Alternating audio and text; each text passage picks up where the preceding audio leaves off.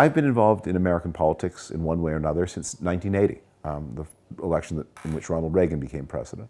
I served in the administration of George W. Bush in the early 2000s. I disagree with Hillary Clinton about almost everything she wants to do here at home. I agree with her about some of the foreign policy, but here at home I disagree with her about almost everything. But I recognize her as a normal politician who will follow the normal rules.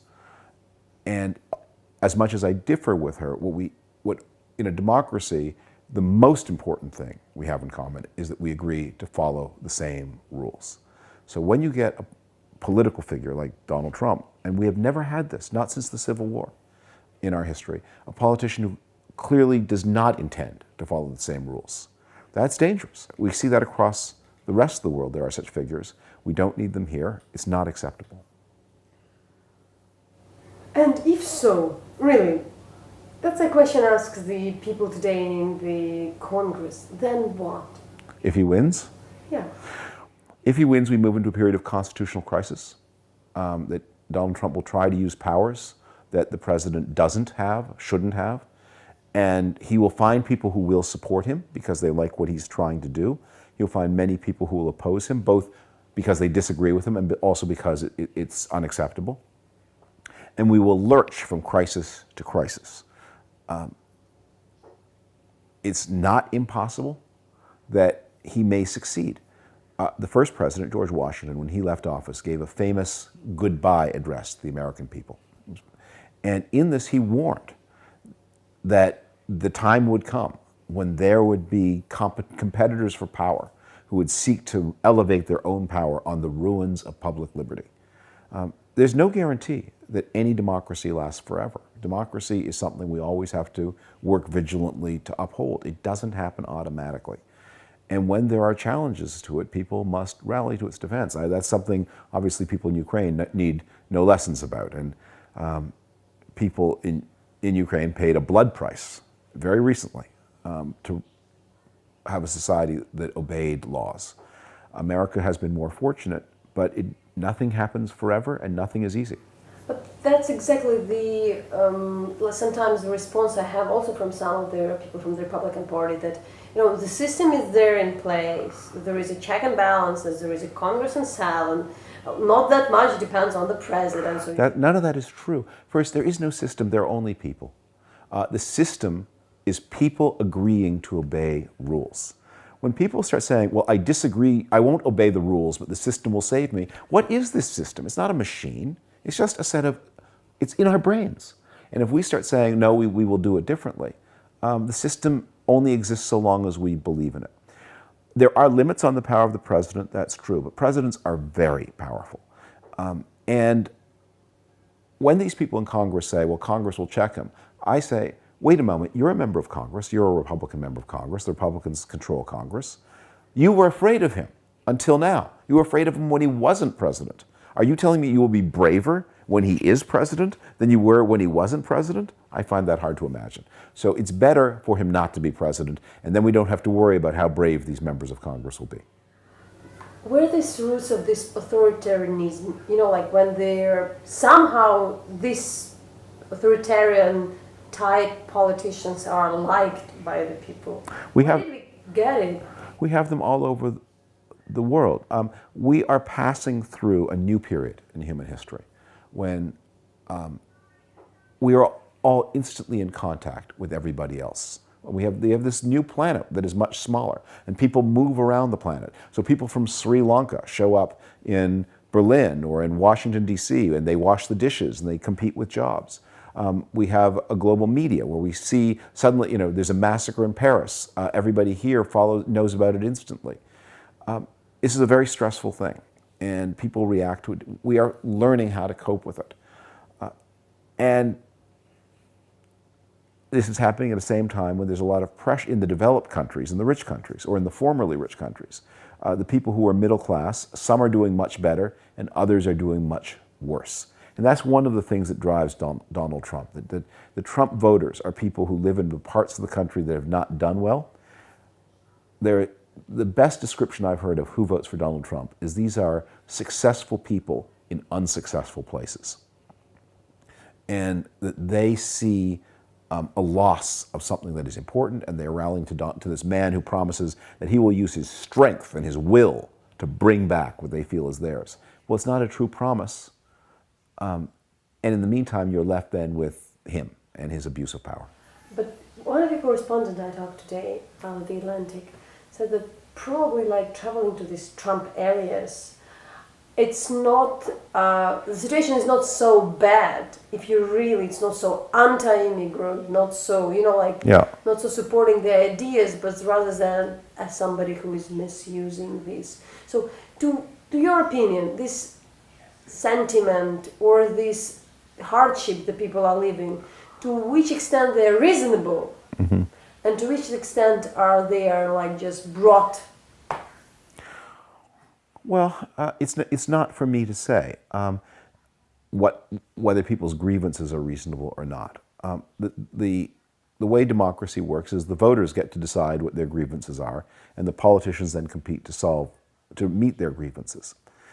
But American voters have been through, especially in the middle parts of the country, some very tough times. Really 15 years of things not working as well as they should, both with our wars abroad that did not go as well as they should have, and with the development of the economy here at home. Again, you don't want to have an exaggerated picture of this. There are parts of America that are incredibly successful, and new parts. I mean, a lot of places that, people don't know America well, that a lot of places that if you paid attention 20 years ago, you would think of a sort of rural and more conservative, a state like North Carolina. The reason it's such a contested state in this election is we have great universities in North Carolina, the University of North Carolina, Duke. We have now these research complexes for pharmaceuticals, and there's a real knowledge industry. Where there are knowledge industries, people are really thriving. And it's amazing. I mean, that in parts of the country that 25 years ago were tobacco farms, today you can go to a Whole Foods and buy fresh figs and vegetables that have been flown in from Kenya. It's amazing. But there are parts where people feel it's not going as well, and they also feel, they look around and they see we have a heroin epidemic right now. We have, we've had a little bit of a rise in crime over the past 2 years. We've had a lot of protests against the police. And of course, if you watch television, these things all seem much more immediate than they are if you just live your life. What is the responsibility of the media? The Atlantics run the story on the weaponization of the social networks, for instance. Yes. But do you think what is happening, what is the responsibility of the media for what we have today? Look, if you don't watch American cable TV, you live in a very peaceful country. As I said, there's a little more crime in 2016 than there was in 2014. But still, there's probably less crime today than at any time since the 1950s. And we're equal now with the 1950s and how law-abiding a country we are. Your chance of being a victim of a crime is very small. Terrorism, again, freakishly unusual. And police shootings that we get so much attention to. Lowest level in American history of police killing civilians. Lowest level in history, by the way, of police being killed in the line of duty. But that's not how it seems if you watch TV, and especially the way a lot of sort of older and less informed voters get their information is from local news. We have national news and local news here.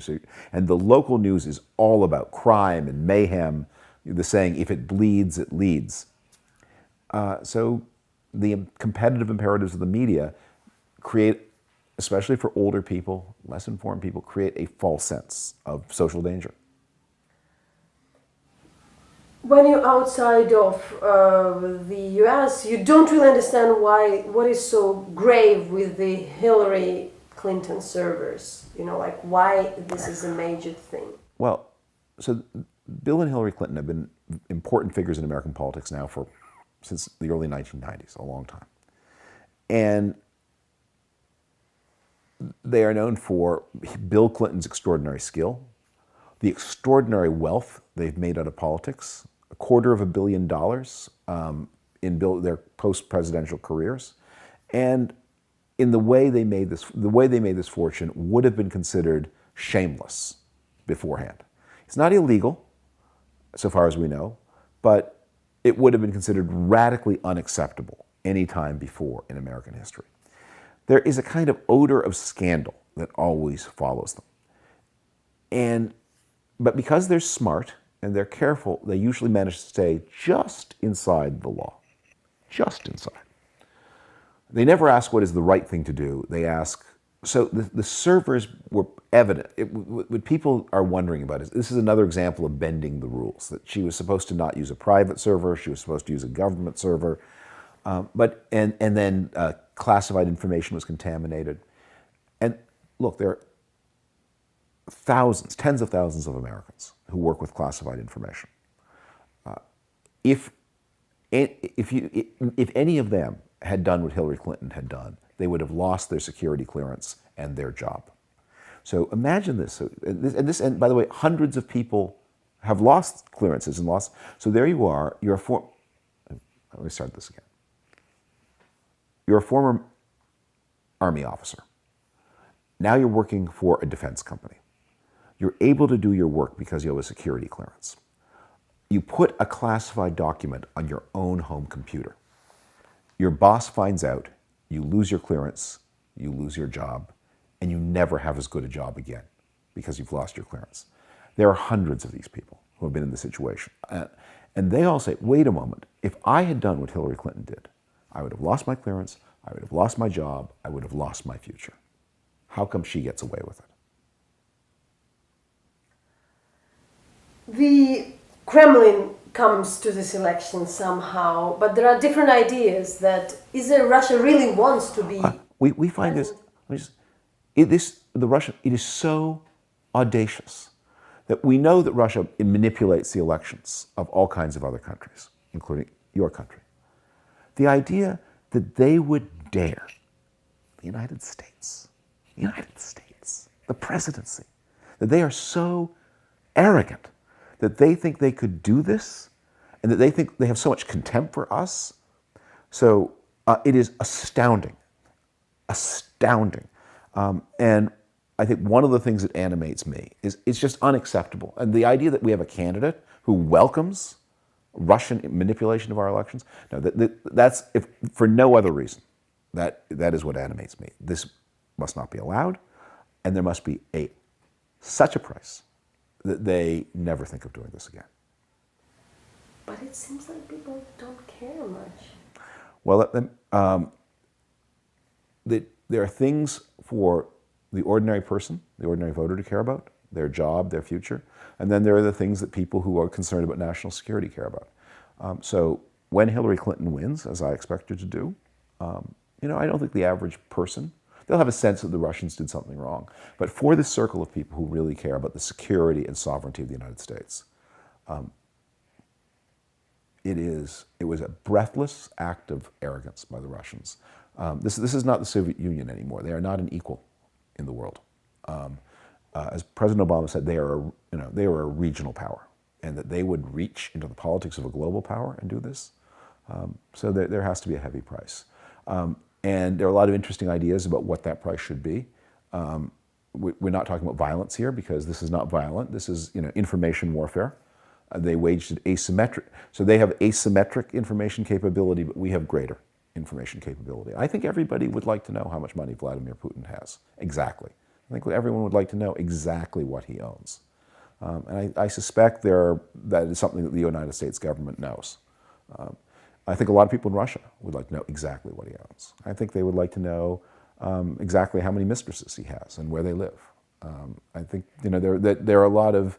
I think people would appreciate satellite photographs of his houses. Let's see them all. Let's hear from some of the. Let's hear the conversations he has on his phone from his car. There are things.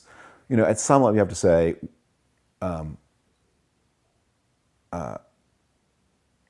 That this is a demonstration of Russian contempt. And that contempt is not just the action that is dangerous, it is that contempt that is dangerous, because it can lead them to make other mistakes about things they might be able to do.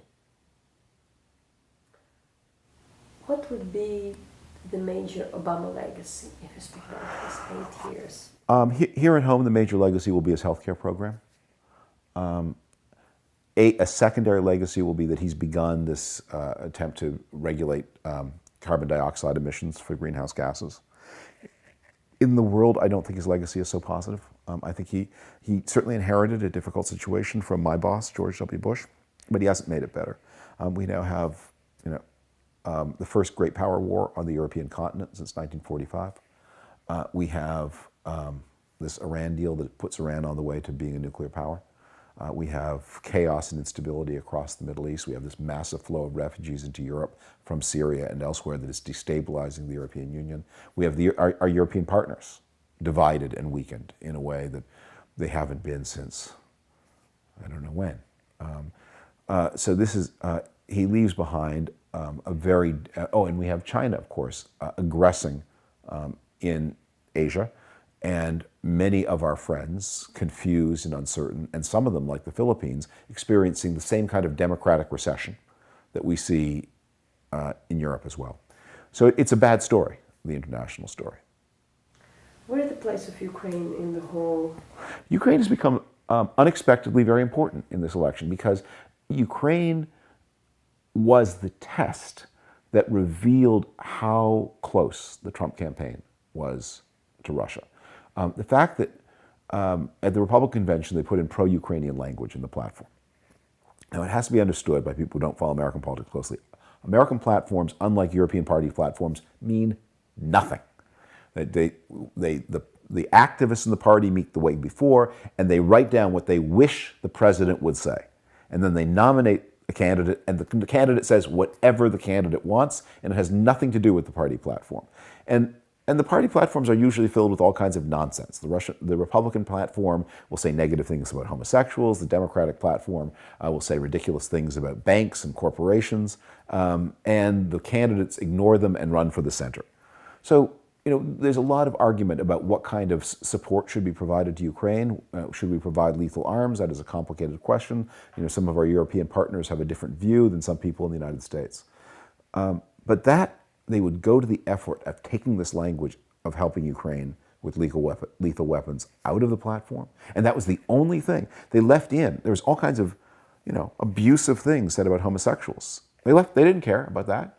There are all kinds of, it was long, it was full of, there's strange things about religion and so on. They didn't care about any of that. The one thing the Trump people cared about was taking out the Ukraine language. And that was an early indication of just how weirdly close to the Russians that campaign operation was. I know, David, I still would, in this time, in the debate that would be my last, the issue of the Iraq war had come up often, like everybody denies they were in favor, so they were in favor of Donald Trump itself, but like you have this long history, but still how you see and it's said a lot that kind of this isolationism comes as a result of the U.S. being into the... Well, look, one of the things that made Donald Trump possible was the country and the Republican Party in particular had not processed the Iraq war. We had not really talked about it among ourselves. We just pretended it hadn't happened because everyone understood that it had gone badly, but no one wanted to talk about the reasons why, including those of us who were involved with it. And that is one of the things that opened the door to Donald Trump. If he leaves behind a positive legacy, once he's not president, it will be that he's opened the way to some more frank discussions in the Republican world about mistakes we made in the Bush years. And that would be a positive thing if we don't get a Trump presidency.